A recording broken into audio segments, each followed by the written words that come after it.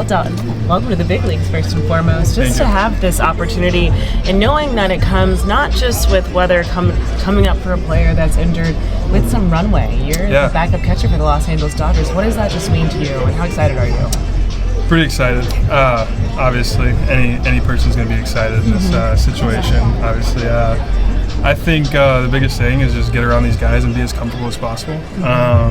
Understand that it's still the same game, and I get to play with some of the best players in the world. With that, how valuable was this spring training for you? Because I know we talked a little bit in Arizona, just being in the meetings, working with the big league pitchers.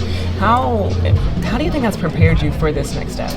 Yeah, spring training obviously took a big toll in getting to know a lot of guys and understand what they have, what they work with, the way that they pitch, what they like to throw in certain counts, blah blah blah.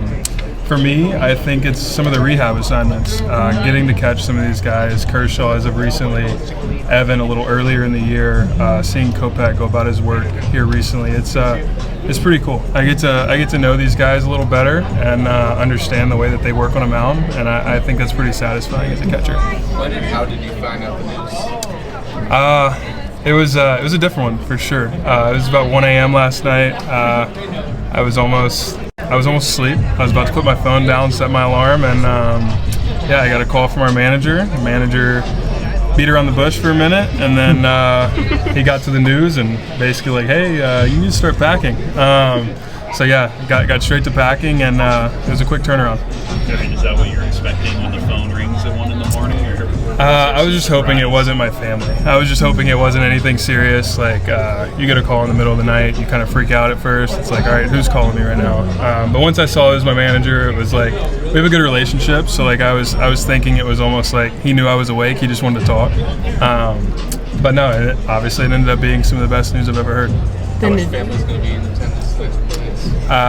Tonight it'll be short, just my girlfriend and agency, but tomorrow my family will get in tomorrow morning. So with that phone call to you at 1 a.m., did you call your family immediately in the middle of the night, or did you at least give them some time till the next morning? I called every family member that I knew was going to be attending, and my mother just so happened to be the one that didn't answer after 5 calls. She's a deep sleeper. I don't blame her at all. She's a deep sleeper. I got a hold to her that first thing in the morning, and obviously it was a pretty good phone call.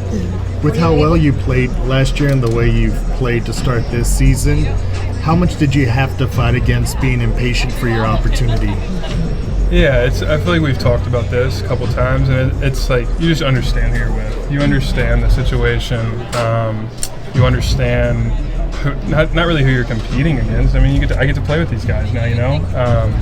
It's just, like I said, understand the situation a little bit and continue to play. Because essentially that's what I want to do. I want to come here. I want to play every day. I want to play as much as I can. If I'm in the minor leagues, I still just want to play. That's the biggest thing. We enjoy playing, and it's not as much of where you're playing. Yeah, it helps when you're playing in the middle of Los Angeles. But I just want to play.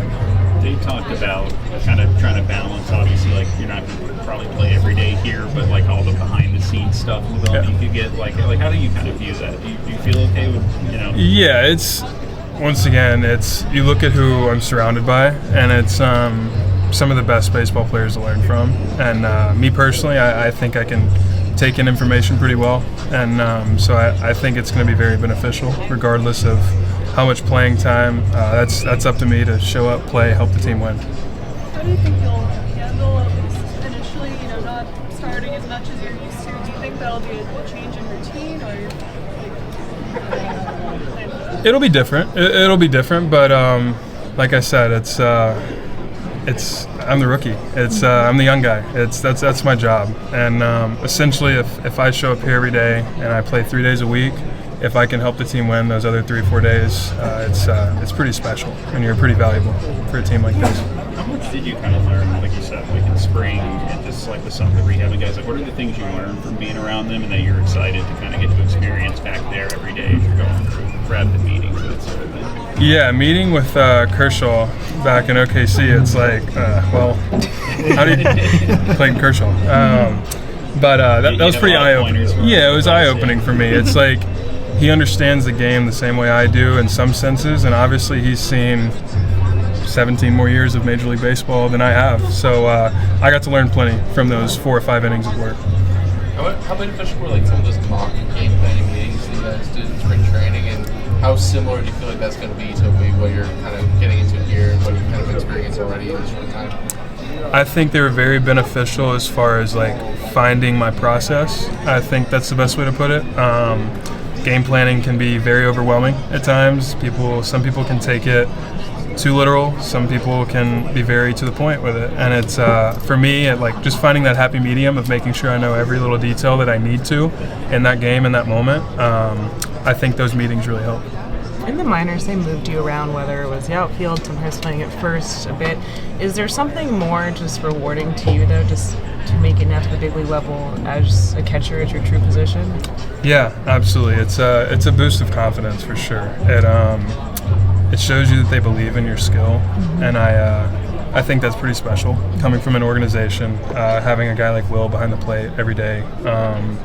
Obviously, Will had a starting point, and they believed in Will in 2019, and kind of thinking the same way here. Is I've said it in spring training, it's my job to show up here and one, help the team win, but two, just make his job as easy as possible, and like he's going to make my job easy, but it's also there's a helping hand that I can give to make his job easy as well. From the phone call and to trying to make the phone call and packing and everything, it seems like you're having enough sleep. Yeah, not too much sleep as of recently, but that's part of it. It's part of it. I think I can run on the adrenaline here for quite some time. What time was your flight out? Wasn't until noon, so I had some time to think about it. I had a little time to think about it. Yeah, it was a good morning though. Dalton, on the catching side, where do you feel like you've taken the biggest leaps over the last couple of years?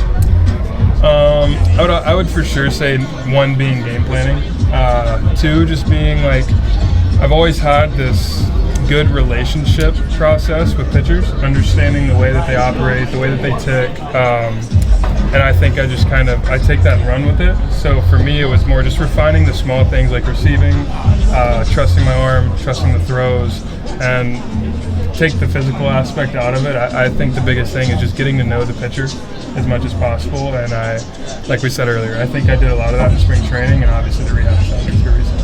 Is there somebody in the organization, like a player or like a Will Rhymes, who kind of reaffirmed like how much you've progressed as a catcher? Yeah, they touch on it here and there, but it's more like the big message was always like, hey, get to know this staff as much as possible, understand what they want to do in this situation or what you want to do in this situation, and find a middle point. I think that's part of just catching.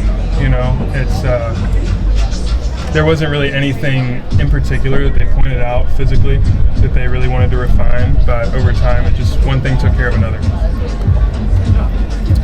Thank you. All good? Congratulations. Thank you so much.